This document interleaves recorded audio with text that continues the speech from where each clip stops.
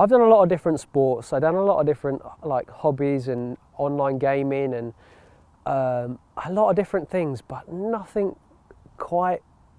comes close to this. I think everybody, no matter who you speak to, has had that dream of flying. Like, you can't speak to anybody that I don't think has had a dream of flying, like being Superman or being a bird. This is the closest I think the closest I'm ever going to come to it, you know? I mean, you see these people in wingsuits jumping off cliffs and stuff, but no, I'm not going to do. I know that I'm not going to do that, and this is the closest I can get to being a bird or being Superman. My name's Gary Kent and I'm a drone racing pilot for Next Blaze Racing. I've been flying for about 3 years now, so since 2015. So I first saw drone racing on a YouTube video. A friend of mine I didn't actually find it, a friend of mine showed me it. And it just looked incredible, you know. They were flying through a forest, they had LEDs on their drones, and it just looked like the scene from Star Wars, you know, where they're flying through the forest on the speeder bikes. And I was so amazed by it. And then some time passed, and I kind of around Christmas, New Year's time, I kind of thought, what would be a good goal? And one of my goals was to spend some time on something new, something that I'd never done before. You know, just try and I don't know, just try something else out. And at that point, that video came springing back into my mind, and I was like, I could try that. I could try doing what those guys did, because that looked amazing. It's something that I would really wanted to do, and then it just kind of it just stayed in my mind, and I really wanted to try it out. Well, I got my first micro drone to fly around the house at Christmas, and then at that point I was watching more and more videos and seeing more and more people doing it, and I was like, I really want to try this. And then there wasn't much information online about how to build your own drone and how to kind of get into flying. So I eventually found some articles and followed the steps and bought all the parts, and they all turned up to my house. And then I had this moment of just complete just shock and just being scared. I was totally scared of, what am I going to do? I've spent all this money on all these parts and I have no idea what I'm doing. How am I gonna do this? But you know, I worked it out, and yeah, and I built my first drone. So once I had my drone, I was spending quite a lot of time just flying it casually, you know, exploring the environments, just wanting to fly above the trees, you know, be a bird, pop up and see the sunset and skim the ground. But it took a long time to get to that point. I flew every minute of every day. During the weeknight, I would probably at least fly an hour and a half to 2 hours a night, I would have thought, in the early days. Yeah, I loved it. I really was just, I just enjoyed it so much. If I could have flown every day, I would have flown every day, but with life and work commitments and a family, it was difficult. But I just tried to fly as much as possible. I just enjoyed it so much. It was something completely new to me, and when I find something new and I really enjoy it, I tend to just go at it until I'm the best that I can be. There were times when it was really hard and you were constantly crashing and you were breaking parts and having to repair. So it was really a tough learning curve. And then I guess over time it just things just kind of click.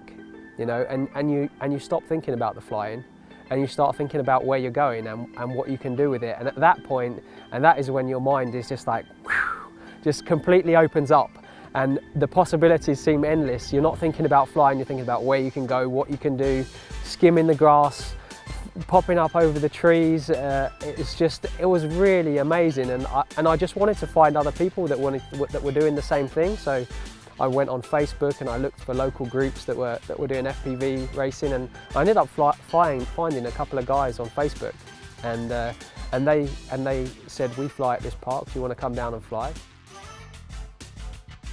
Learning at such a fast rate, you know, you learn so fast in the first couple of weeks. You crash a lot, but you just learn, and you're just skilled. You can see your skills improving every single time you touch the sticks. You know, you'll feel like you've had such a bad session one day, and then you'll wake up the next day, and it's like your brain's recalibrate itself, and you fly incredible, and you're just like, well, incredible. You fly so much better than you did before, and it's just because you've got that.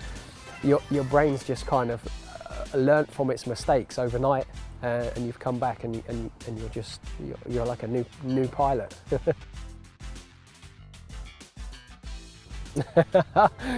Wow. I haven't even thought about the first competition that I entered, actually, and now you ask me about it, I can remember it. I can remember it really clearly. I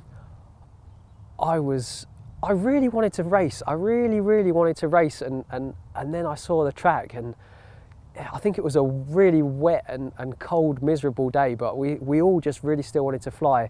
But I remember sitting on the flight line, ready to fly, and my fingers and my hands just shaking. And just really so unbelievably nervous, and it was a race, but I was just there to enjoy it. But I just the added pressure of a race with all your friends and people. I didn't know loads of people at the event. Felt so nervous. My hands were shaking and twitching, and it was really, it was a it was a scary time. I can remember it really clear. I can clearly remember sitting in my chair on the flight line with putting my goggles down, putting my fingers and thumbs on thumbs on the sticks, and my thumbs twitching on the line, literally just twitching with the nervous anticipation of flying. It was a really fun event, and amazingly I managed to finish second as well in my first ever event. I was completely amazed by that, and set me on a path to just say, I can do this.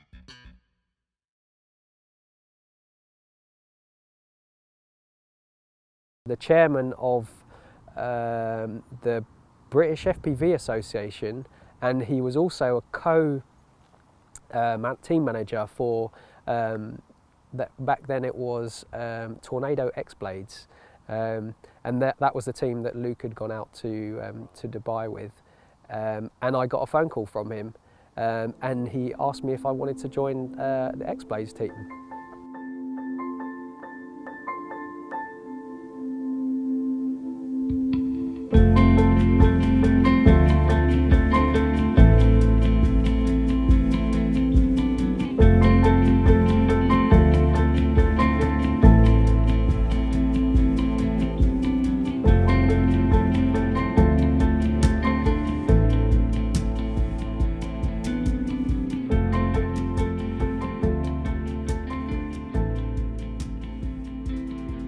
2016 I had most of my failures. I went to 3 or 4 very big races, really high profile races, and sometimes not through any fault of my own, through technical failure or through I had a crash with somebody, because it's very difficult to maintain orientation of where other pilots are. It's easy to have a crash, it's easier to crash into somebody. And for 3 or 4 big races in a row, I either had a technical failure in the finals, or somebody crashed into me just off the start line, and I never got to finish those races. And I felt like I had the potential to do well in them. So that was a really tough time. I didn't go on holiday. All my annual leave went on drone racing this year. I did manage to spend about a week with my son. We went away on holiday just in the UK, but yeah, definitely time has been my biggest sacrifice. It's taken a lot away from me. Time away from my family is the biggest thing and the most difficult thing. I knew I was flying well. I knew, and I was still enjoying flying, even though I'd crashed out and it was a disappointment at the time.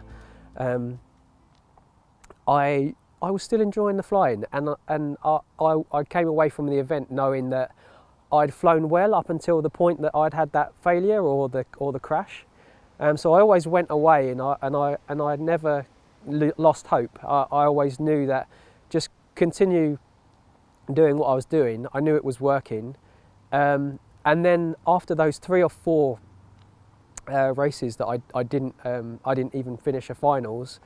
I started to get really good results. I started to win probably, I think maybe 4 or 5 races back to back. So yeah, I went through a really tough time of not finishing a race because of technical failure or because of crashing into somebody or something that just didn't go my way. But I just remember still enjoying it. So I just carried on, and I knew eventually it would cut if I carried on with my same thought process and my same practice regime. It would hopefully eventually turn in my favour, and luckily it did.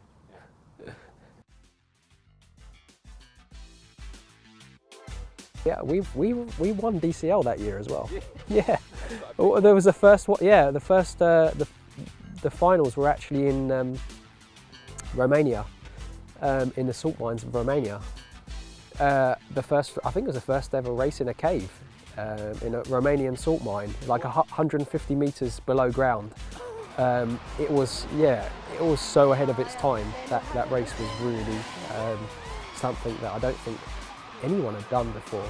We were flying in a salt mine 150 meters below ground, diving down sheer cliffs of the salt mine towards, it was a salt lake at the bottom, where there was a gate that we flew around and then came back up the salt mine, and then at the next level of the salt mine there was a fairground.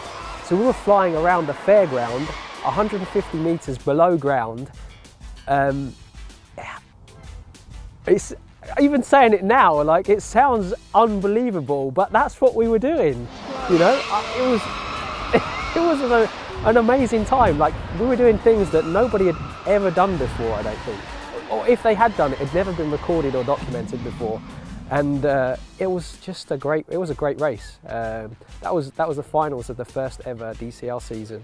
That was where the finals were, and we as a team we ended up winning the season that year as well. So it was the very first season for DCL, and we managed to win it in the most incredible location. Really, like I say, I think we've got one of the greatest communities there is, and so if you turn up to an event and you're a complete noob or you've never built your own drone or anything, people are happy to share their experiences and talk, and yeah, it's a great community, and that's a really good way to get started, is just to turn up at an event even if you don't have a drone and just watch and talk. Most people can pick up drone racing. Obviously you have to have some kind of dexterity, and just a real just to want to have fun and just want to enjoy it. You know, that the biggest, you're gonna get the most out of it if it's something that you really want to do. If you're unsure about whether you're going to enjoy it or not, start with something small. You know, buy something that you can fit in the palm of your hand. You can fly around your living room. You're not going to damage anything. You're not going to break anything. And then you'll know soon enough if it's something that you enjoy. You know. So yeah, start out small, and if you like that, then like I say, you can start with you don't have to buy your own drone. You can start out with just a transmitter. You can get, if you've got a PC or something, you can get the simulator, and you can find out if you enjoy it that way, and then decide if you want to build your own drone. Just get stuck in and try. once you try it, you know, you'll reap the rewards of trying it. You'll never know if you don't try it.